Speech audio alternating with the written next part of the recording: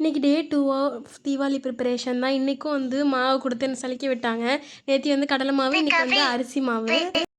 நேற்று ஓலை பக்கோடாக்காக செஞ்சோமா, இன்றைக்கி வந்து அதிரசம் செய்ய போகிறோம். அதுக்காக வந்து அரிசி வந்து கழுவி காய வச்சு ஈரம் இதானதுக்கப்புறம் வந்து அதை வந்து இடித்து மிக்சியில் போட்டு பல்ஸ் பண்ணிவிட்டு அதை வந்து சலிச்சிட்ருக்கோம். சலிச்சதுக்கப்புறம் எங்கள் பெரியம்மா வந்து அந்த பக்கம் பாகு காய்ச்சிட்டு இருந்தாங்க.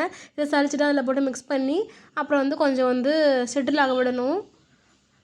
இதெல்லாம் தெரியும், பட் ஆனால் செஞ்சதில்லை இது வரைக்கும். சரி இப்போ வந்து செய்வோம்னு சொல்லிட்டு சலிக்கிற வேலை, இந்த அரைக்கிற வேலை, இதுமாரி எடுபடி வேலை தான் செஞ்சிட்ருக்கேன். பார்த்தீங்கன்னா ஒரு ஜஸ்ட்டு மிஸ்ஸில் ஒரு தப்பு பண்ணியிருப்பேன், போயிருக்கோம் எல்லாமே. ஸ்பூன் உடஞ்சிருக்குமா இல்லை வெளில வந்து தெளிச்சிருக்குமா மேலே கொட்டியிருக்குமா என்னென்னு தெரில. ஜஸ்ட்டு மிஸ்ஸில் பார்த்துட்டேன். அதுக்கப்புறம் இந்த அரிசி மாவில் வந்து இந்த பாகை வந்து கொட்டி கிண்ட வேண்டிதான்.